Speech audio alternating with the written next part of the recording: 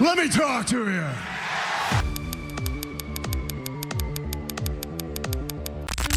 Newcastle are on fire.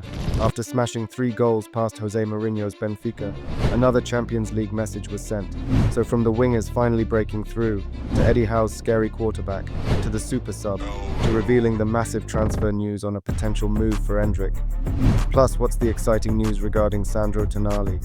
And who's the Brazilian wonderkid Newcastle are about to sign? As per, join us as we'll break it all down and discuss the 5 things we learned from Newcastle United 3 Benfica 0. Let's go. So the first thing we learned was big game Gordon. Anthony Gordon delivered arguably his best performance in a Newcastle shirt, as he inspired a brilliant Champions League victory over Benfica, a display that firmly established him as the heartbeat of Eddie Howe's attack. From the first whistle, Gordon looked electric. He was fearless on the ball, relentless off it, and driven by a hunger that's been missing from some of his recent Premier League outings. Once he opened the scoring with a composed finish, he became unplayable. He terrorized Benfica's right-backs all evening, constantly getting in behind and stretching their defense. His link-up play with Harvey Barnes was excellent, capped off with a perfectly weighted through ball for Newcastle's 3rd goal. This wasn't just flair and forward drive, it was end product. Gordon registered a goal and an assist, took 4 shots, the most of any player, created a big chance and 1 key pass while maintaining a high work rate throughout. His individual stats underlined his dominance: an impressive 9.1 match rating, 0.68 expected goals, 0.28 expected assists, 60 touches, and 1 successful dribble. He was fouled 3 times. He repeatedly pressed Benfica's backline into mistakes. Defensively, he made 2 tackles and made 8 recoveries, and won 7 duels, showing his contribution on both ends of the pitch. UEFA named him man of the match, and even Benfica boss Jose Mourinho admitted that Gordon was the best player on the pitch. "We could not compete with their horsepower," Mourinho said post-match. The man of the match was Anthony Gordon. Their wingers have pace and power, and they have 4 of them. This performance marked a new milestone for the 24-year-old. Gordon became the first Newcastle United player in history to score in 3 consecutive Champions League matches, and he's now just 2 goals behind Alan Shearer's all-time club record of 7 in the competition. With 4 goals in his last 3 European games, he's becoming a symbol of Newcastle's modern European revival. After the final whistle, Gordon took to Instagram with the caption, "UEFA Champions League nights at St. James's Park," proudly holding his Man of the Match trophy. His teammates flooded the comments. Nick Woltemade replied, "Great game, twin." Joe Willock called him world-class brother, and Bruno Guimarães simply wrote MVP. Jacob Ramsey, Jacob Murphy, and even Aston Villa's Morgan Rogers all showed their admiration with emojis. It was the kind of all-round performance that showed how far Gordon has come under Eddie Howe. At times this season he's looked drained in league play, but on the European stage he's thrived, full of energy, belief, and end product.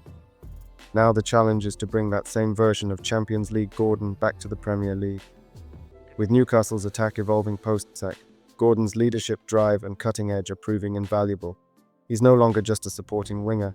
He's becoming one of Newcastle's true talismans, capable of carrying the team in the biggest moments. If this level continues, Anthony Gordon won't just be matching history, he'll be making it. Then we were also reminded of the assist king. Jacob Murphy made a triumphant return to the Newcastle United starting 11, and as usual, he did not disappoint. Back in the team by public demand, the winger immediately justified his selection with the kind of dynamic, hard-working performance that has made him a fan favorite under Eddie Howe. Murphy was electric down the right-hand side, providing energy, width, and his trademark delivery into the box. It was his inch-perfect low cross that set up Anthony Gordon for the crucial opening goal, a moment that once again showcased their growing chemistry. Just minutes earlier, Murphy had played an almost identical pass for Jacob Ramsey, only for a defender's last-ditch touch to deny what would have been another assist. As always, Murphy was at the heart of everything positive going forward. He came close to scoring himself, flashing one effort just wide in the first half before forcing a strong save from Benfica's Trubin in the second. Beyond the stats, his relentless running, pressing, and commitment off the ball gave Newcastle balance and energy on the flank. His underlying numbers back up the eye test: a 7.2 rating, 0.40 expected assists, and 3 shots on goal, with 2 hitting the target. He completed 10 of his 15 passes, created a big chance and 1 key pass, all while tirelessly working back defensively with 1 interception and 3 clearances. His influence in the final third remains undeniable. When Murphy plays, Newcastle looks sharper, quicker, and more dangerous down the right. The connection between Murphy and Gordon continues to shine, with Gordon himself crediting his teammate after the game. Playing with Jacob Murphy, I knew he was going to play that ball every time. That goal is all about him. It's not just teammates who appreciate him. Fans and pundits alike are recognizing just how underrated Murphy truly is. From assisting that nameless fraud in the past, to now linking up with Nick Woltemade and Gordon, he's evolved into one of Newcastle's most selfless and effective creators. It's worth remembering that only Mohamed Salah registered more open play assists than Murphy in the Premier League last season, a testament to just how consistently productive he has become. His blend of pace, work ethic, and pinpoint delivery makes him an invaluable asset to Howe's system.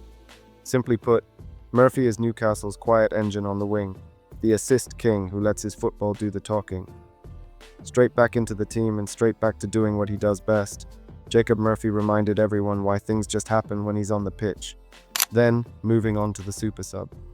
Harvey Barnes reminded everyone exactly why Newcastle United fought so hard to sign him, producing one of the most clinical substitute cameos of the season. If Jacob Murphy shone on the right, Barnes was nothing short of a revelation. Introduced in the second half, Barnes completely changed the dynamic of the game with his sharp movement, direct running, and lethal finishing. Benfica looked weary by the time he entered the fray, but Barnes's composure and precision in front of goal were still top class. He took both chances with absolute aplomb, showcasing the kind of ruthless edge that has been missing from Newcastle's forward play in recent weeks. His first goal will live long in the memory, not only for the rare Nick Pope assist, but for the sheer quality of Barnes's execution. When Pope launched the ball forward, Barnes was still on the edge of his own 6-yard box. What followed was a sprint the length of the pitch, with 4 Benfica defenders chasing and a goalkeeper closing down the angle. Many would have panicked in that moment, but Barnes stayed ice cool, slotting the ball perfectly into the corner to send St James's Park into delirium. His second goal was just as impressive, capping off a brilliant Newcastle break. Barnes found himself in the right place at the right time, timing his run perfectly and finishing with trademark precision. In just 11 touches, he managed to make the game his own, scoring twice, completing every dribble he attempted, and registering an expected goals (XG) total of 0.41, with both efforts hitting the target. Statistically, Barnes's cameo was near flawless, a 9.3 match rating, 2 goals, 1 key pass, 1 big chance created, and 80% pass accuracy. Every involvement felt impactful and deliberate, whether it was stretching the Benfica defense, combining with Gordon and Woltemade, or helping Newcastle transition quickly from defense to attack. Fans have long known about Barnes's quality, but this performance was a timely reminder of his value, a player who doesn't need many chances to change a game. His intelligence, movement, and calm under pressure make him one of Newcastle's most natural finishers, and his return to scoring form could not have come at a better time. It was as good a cameo from a substitute as I can recall. Barnes's graft, composure, and precision defined this performance. The clinical Barnes is back, and with that confidence flowing again, he could play a key role in Newcastle's push through the winter months, even from the bench.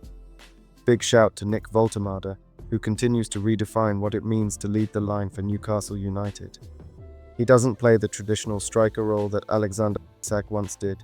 Instead, he operates almost like a false 9 or a number 10, dropping deep into midfield to link play and create space for others. A quick glance at his heat map proves it. Woltemade is everywhere, constantly drifting between the lines, knitting attacks together with his intelligent movement and deft touch. He may not have found the back of the net against Benfica, but his influence on the game was undeniable. His silky touches, clever flicks, and composure on the ball gave Newcastle's attack a fluidity and unpredictability that completely unsettled the opposition. The highlight of his night was that outrageous flick in the build-up to Harvey Barnes' second goal, a moment of sheer class that summed up his technical brilliance and vision. In truth, not everything came off for the 23-year-old on the night, but even when he wasn't directly involved in goals, he was constantly pulling defenders out of position and creating lanes for runners like Gordon and Barnes. His neat ball around the corner to set up Gordon's assist for Newcastle's third goal was a perfect example of his unselfish and intuitive style of play. Statistically, it wasn't his most explosive outing, but it showcased just how polished and mature he already is. Voltemade ended the match with a 6.3 rating, completing 93% of his passes, 14 out of 15, including 92% accuracy in the opposition half, and both of his attempted long balls found their mark. He also created 3 key passes, showing that while the goals weren't there, the creative impact most certainly was. What's becoming increasingly clear is that Voltemade is more than just a striker. He's a playmaking forward, someone who thrives in tight spaces, connects midfield to attack, and makes those around him better. His link-up with Gordon and Barnes is growing game by game, and the understanding between that front line is beginning to look special. He might not have scored on this occasion, but performances like this underline why fans and pundits alike are so excited about his potential. Nick Voltemade is adding a whole new dimension to Newcastle's attacking identity, one built on intelligence, precision, and pure footballing artistry. Then we were reminded once again about Newcastle United's golden boy, Lewis Miley. The teenager delivered a performance that echoed his breakout Champions League displays from a couple of seasons ago. Calm, composed, and tactically mature beyond his years, Miley looked every bit the midfield general in Tonali's absence. Stationed deeper than usual, he appeared to have been handed the defensive midfielder role, and he executed it with a level of intelligence and positional awareness that belied his age. From the first whistle, Miley's composure on the ball stood out. He rarely panicked under pressure, always seemed to pick the right pass, and showed an impressive ability to dictate the tempo against a physically imposing Benfica midfield. Time and again, he was in the right place at the right time, breaking up play and recycling possession with purpose. When Benfica tried to spring quick counters, Miley was often the one halting their momentum, either through smart interceptions or well-timed tackles. With the highest XG, he even had a golden chance to score early in the second half, a big-headed opportunity that he couldn't quite steer on target. It would have capped off a near-perfect night, but it's hard to be too critical given how much he contributed elsewhere on the pitch. His use of the ball was exemplary. 1 key pass, completing 37 of his 41 passes, 90%, including 83% accuracy in the opposition half, and 2 out 3 accurate long balls. Every touch carried intention, every pass helped maintain control. Defensively, he put in a tireless shift, winning both of his tackles, making 2 interceptions, and recording 5 recoveries. He also contested several duels, winning 2 of 4 on the ground and holding his own aerially. What stood out most, though, was how natural he looked in a deeper role, screening the defense, reading danger early, and linking seamlessly with his centre-backs and full-backs to build play from the back. It was the kind of performance that reminded everyone why there's so much excitement around this young man. He played with the poise of a veteran and the energy of a prodigy, balancing defensive discipline with creative intelligence. Lewis Miley was superb on the night, composed on the ball, linked play beautifully, and broke down their counters several times. A really impressive all-round display. With Tonali unavailable, Miley stepped up in style, proving once again that Newcastle's midfield future is in incredibly safe hands.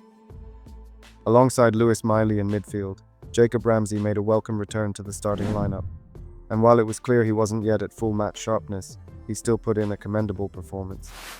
Operating in that familiar Joelinton-style box-to-box role, Ramsey provided balance, energy, and defensive cover throughout his 65-minute shift. He looked a little rusty at times, which was to be expected given his recent lack of minutes, but there were enough glimpses of quality to remind everyone of the player Newcastle fought so hard to sign. Ramsey's work rate stood out. He tracked back diligently, pressed intelligently, and wasn't afraid to get stuck into duels. In fact, he registered 2 tackles, 2 interceptions, and won 3 of his 7 ground duels, showing his willingness to do the dirty work for the team.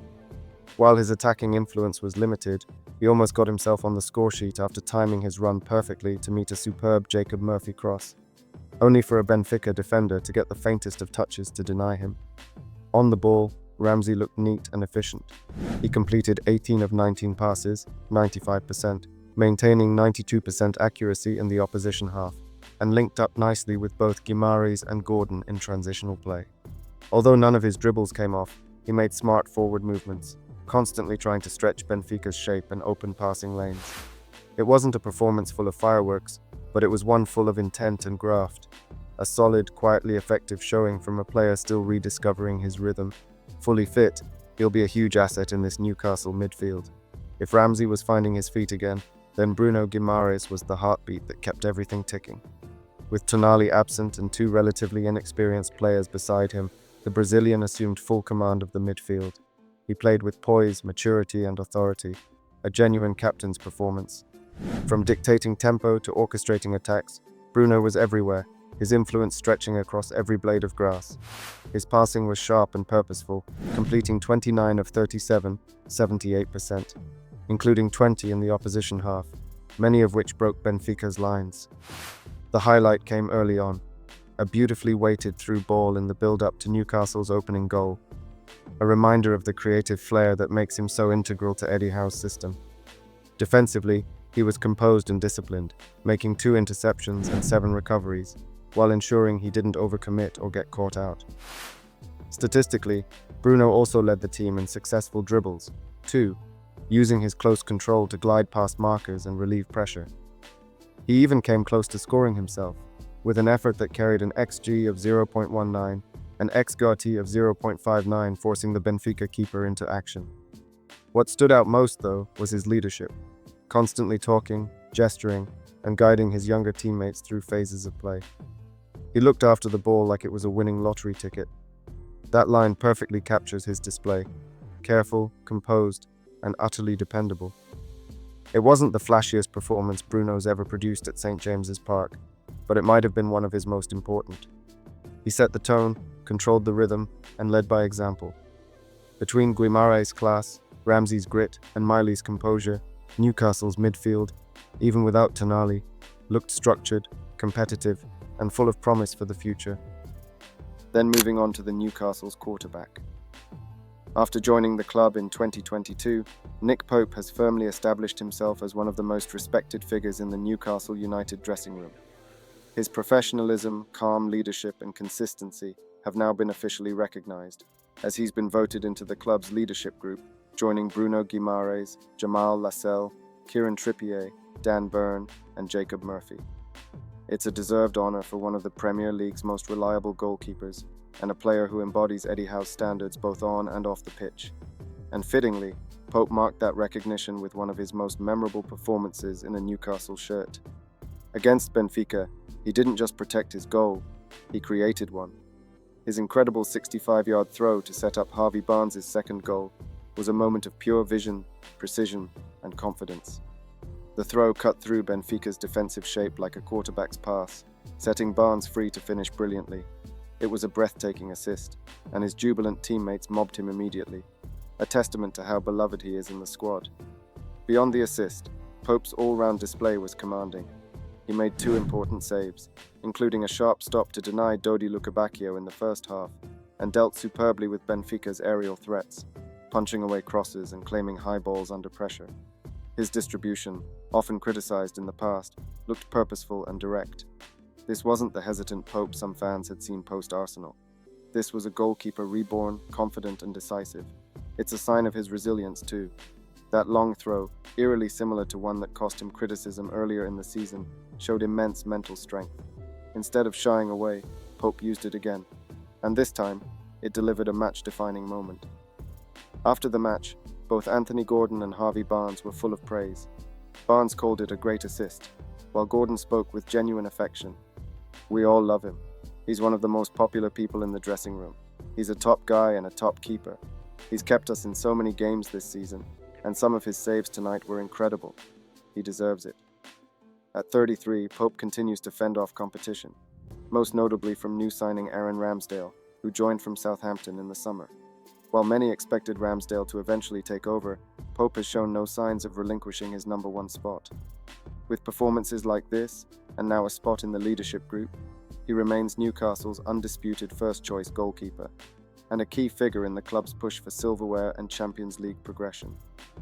Nick Pope's night against Benfica was the perfect reminder of his value. A commanding shot stopper, an underrated distributor, and now a leader in every sense of the word.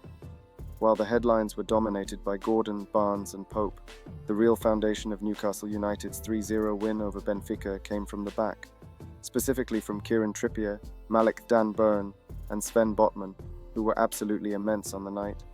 Their discipline, structure, and positional awareness didn't just keep Benfica quiet. They made one of Europe's most attack-minded sides look completely toothless. In the Premier League this season, Newcastle have quietly built one of the most efficient defensive units in Europe.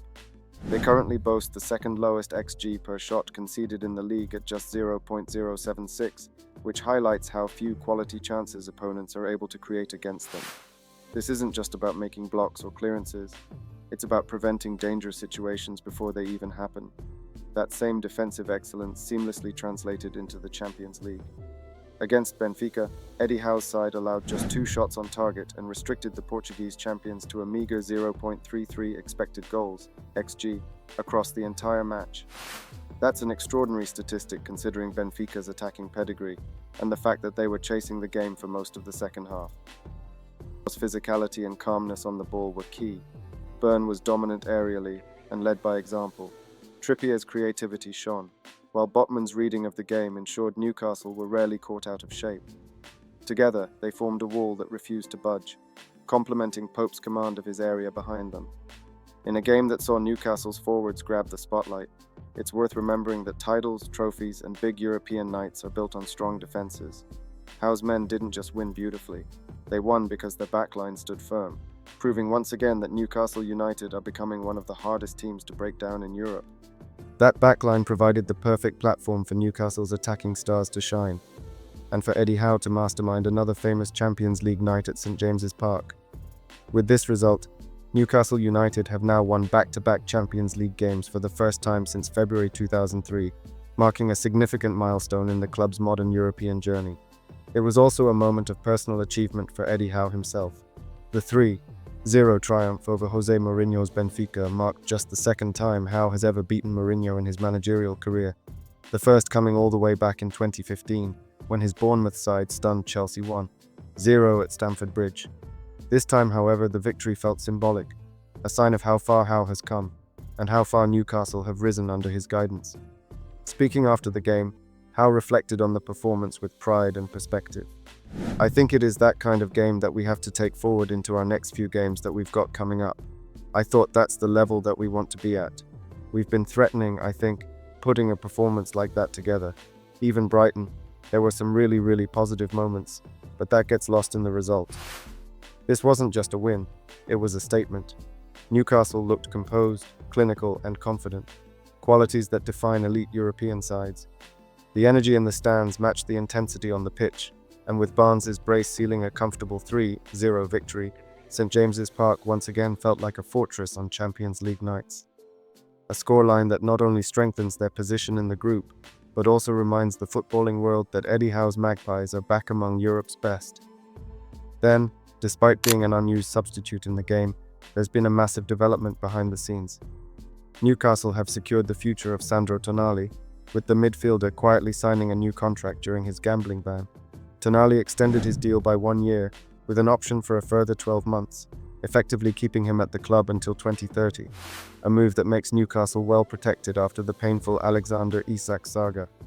The Italian midfielder decided to extend his stay as a way of repaying the club for the support they showed him during his 10-month suspension. There had been fears he would enter the final 2 years of his deal at the end of the season, which could have left the club vulnerable if rival teams made big money offers. Tonali had kept his gambling addiction secret when he joined from AC Milan for £55 million in 2023. Shortly after his arrival, Italian authorities began investigating betting offences he committed while in Serie A, and later, the player admitted to both the Italian FA and the English FA that he had continued betting even after joining Newcastle. It was a tough situation for everyone involved, especially given Tonali had played only a handful of matches before being banned. But rather than criticize or distance themselves, Newcastle's hierarchy, led by Eddie Howe and Dan Ashworth, stood by him completely, offering full support throughout his suspension. As part of those discussions, Tonali agreed to extend his contract on the same terms, adding a further year and giving the club an option for another. That loyalty was appreciated deeply by Newcastle, and it means Tonali is now tied down long-term, removing any immediate fear of losing another key player after Isak's exit. Since his return, Tonali has been immense, a key figure in midfield, and one of the main reasons Newcastle have looked so composed in Europe. At just 25, he's entering his peak years, and interest from major clubs across Europe has already started to build. Praise that speaks volumes about his growing influence. For Newcastle fans, though, The most important part is knowing that Tonali wants to be here. He could have chosen the easy route and waited for the ban to pass before making decisions, but instead he committed early, showing loyalty and gratitude to a club that never gave up on him. In an era where transfers and exits dominate headlines, this is a story of trust and respect. Newcastle are stronger for it, both on and off the pitch. Then, if Newcastle United are serious about competing with football's established elite, not just in the Premier League but across Europe, then the battle goes far beyond the 90 minutes on the pitch. Building a truly global footballing powerhouse means more than just results. It's about expanding the fan base, developing world-class infrastructure, and assembling a squad capable of matching the best in the game. While there's still work to be done off the pitch, one area where Newcastle have made enormous strides is recruitment. The club has already shown an ability to attract top-tier talent and nurture young stars into elite players. And now, according to reports from Brazil, Newcastle could be preparing to make another bold move. Brazilian outlet NT Vascaínos claim that Newcastle United have joined the race to sign Rayan, a 19-year-old forward from Vasco da Gama, who has been turning heads across South America.